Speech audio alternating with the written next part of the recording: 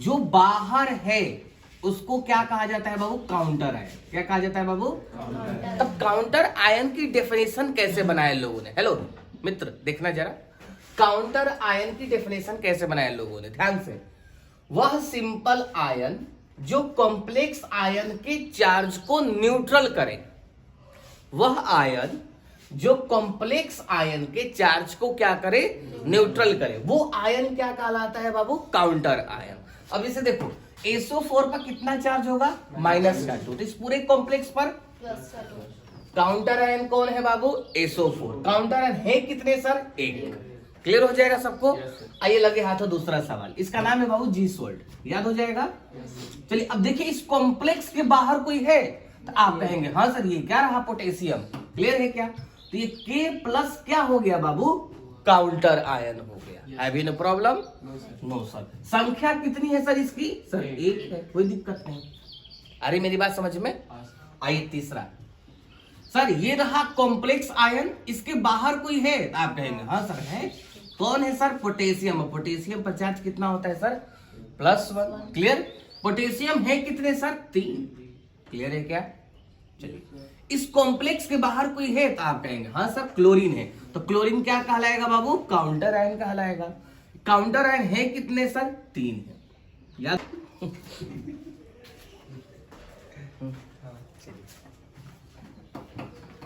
अब देखिए नेक्स्ट क्या है बाबू? टर्मिनोलॉजी हमने लिख रखा है central metal ion.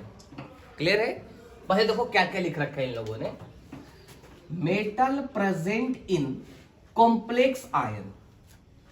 Sir complex ion में जो मेटल प्रेजेंट होगा उसे क्या कहेंगे बाबू? सेंट्रल मेटल आयन कहेंगे। पहले हमें एक बात बताइए, क्या कॉम्प्लेक्स आयन सभी को मालूम है? कॉम्प्लेक्स आयन सभी इधर इधर, सब लोग इधर। कॉम्प्लेक्स आयन सभी को मालूम है ये कॉम्प्लेक्स आयन है। क्लियर है क्या? ये रहा कॉम्प्लेक्स आयन। क्या इसमें एक मेटल प्रेजेंट है क्या? सर कौन सा मेटल प्रेजेंट है इसमें? ये रहा सर आयरन। क्लियर है क्या? इस मेटल को आपका क्या कहिएगा बाबू? सेंट्रल मेटल आयन कहिएगा। सबको क्लियर है? क्या आपको कॉम्प्लेक्स मालूम है? सर कॉम्प्लेक्स मुझे मालूम है क्योंकि स्क्वायर ब्रैकेट के अंदर जो रहता है उसे क्या बोलते हैं? कॉम्प्लेक्स आयन बोलते हैं। और उसमें जो मेटल होगा उस मेटल को क्या कहिएगा?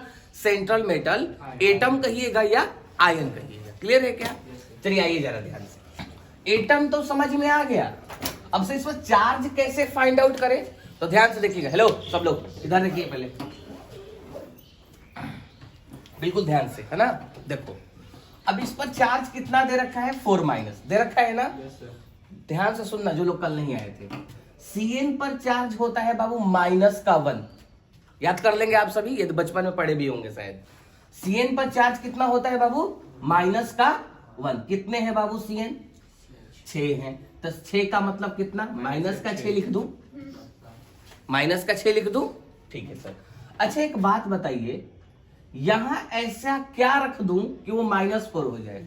सर कुछ नहीं सर, प्लस का क्या रख दीजिए? 2 रख दीजिए। क्या सबको हवा लग गया बात? सर यहाँ प्लस का 2 रखेंगे तो इसे सॉल्व करेंगे तो कितना आ जाएगा सर? -4 आ जाएगा। क्लियर है? यानी कि सर ये रहा सर सेंट्रल मेटल एटम, और उस पर चार्ज कितना देंगे सर? प्लस का। कोई दिक्कत किसी को? यदि मान लीजिए ऐसे किसी को नहीं आ रहा है, मान लीजिए रखने नहीं आ रहा है, तो वो क्या करे? ए हल्ला नहीं दे, चलो इधर। अब मान लो नहीं आ रहा है किसी को, ध्यान से देखो, तो जिसको निकालना है, निकालना तो हमको सेंट्रल मेटल एटम को ही है, तो आयरन को क्या बोल देंगे बाबू? X बोल देंगे। बाबू X लिखना है, X को याद नहीं करना है। आ रही मेरी बात समझ में? उनकी कोई कमजोरियां होगी तो वो X बने हैं। हम लोग के अंदर कोई कमजोरियां नहीं भाई साहब, बोलेंगे हाँ, बस खत्म बात हो गई। तो सर जिसके बारे में निकालना है उसके बारे में X लिख दीजिए। लिख दिया क्या? इसके बारे में तो जानकारी है। अरे सहेलियों के बारे में सबको जानकारी होती है। कितनी सहेलियां हैं? 6। एक सहेली पे चार्ज -1। अरे बोलो ना भाई।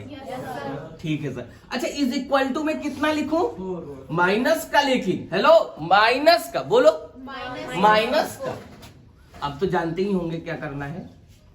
-6 -4, x इज इक्वल टू -4 + 6। क्या आ गया बाबू, प्लस का 2 आ गया।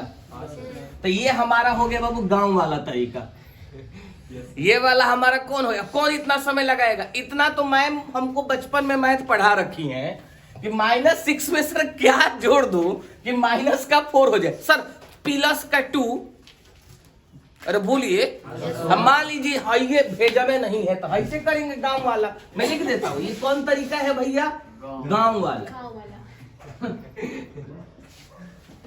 अरे मेरी बात समझ में, शहर वाला कौन सा, एकदम हाईवे पूर्वांचल पकड़ कर आना है भैया। ध्यान से देखिएगा, हमने क्या लिख रखा है बाबू, लिगेंड्स। क्लियर है क्या, ध्यान से, न्यूट्रल मॉलिक्यूल्स हो या आयंस हो।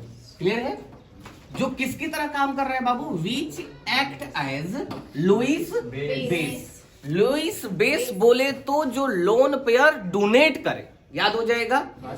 जो लोन पेयर एक्सेप्ट करेगा उसे लुईस एसिड कहेगा। क्लियर है, फिलहाल हम अभी डोनेट की बात करेंगे। किसमें बाबू, in complex formation. Hello hello hello hello, ये रहा कॉम्प्लेक्स फॉर्मेशन।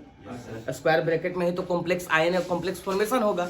कॉम्प्लेक्स फॉर्मेशन में 2 टाइप की चीजें रहेंगी, ध्यान से हमारी बातें सुनिएगा। एक होगा बाबू सेंट्रल मेटल आयन। क्लियर है, सेंट्रल मेटल आयन क्या होता है बाबू, लुईस एसिड होता है। याद हो जाएगा सबको। सेंट्रल मेटल आयन माने कि लुईस एसिड। लुईस एसिड बोले तो लोन पेयर एक्सेप्टर।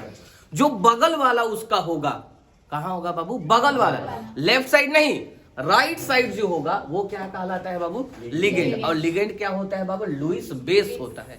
बेस बोले तो डोनेट करने वाला हो जाएगा। आइए 2 एग्जांपल सेट करते हैं, ध्यान से देखिएगा। ये तो सेंट्रल मेटल एटम होगा, बोलिए। इसके कहां देखना बाबू, लेफ्ट नहीं, राइट। राइट में क्या यही है क्या, तो ये क्या कहलाएगा बाबू, लिगेंड कहलाएगा। कहलाएगा कि नहीं कहलाएगा बाबू, लिगेंड कहलाएगा। और इस पर याद कर लीजिएगा, सीएन पर कितना चार्ज बाबू, -1। सबको समझ में आ जाएगा। चलिए ध्यान से, इसको क्या बोलेंगे बाबू, काउंटर आयन। अब चलिए थोड़ा सा पोस्टमार्टम करते हैं। बाहर वाले को क्या बोलते हैं बाबू, काउंटर आयन। ठीक है, प्लेटिनम क्या हो गया सर, मेटल। मेटल बोले तो सेंट्रल मेटल एटम या आयन, जो भी लिखना चाहे। अभी चार्ज नहीं दे रहा हूं तो मैं एटम कह दे रहा हूं, चार्ज दूंगा तो मैं आयन कह दूंगा, बोलो ना। ठीक है, अब लेफ्ट वाला नहीं, बार बार बोल रहा हूं मैं, राइट वाला। अब सर ये भी है ये भी है तो कोई दिक्कत नहीं, दोनों के दोनों क्या कहलाएंगे बाबू, लिगेंड कहलाएंगे। अरे बोलो ना भाई, दोनों के दोनों लिगेंड कहलाएंगे। चलो ध्यान से देखना, ये रहा बाबू कौन, Cl-। क्लियर, ये कौन है बाबू, C2H4। क्लियर है।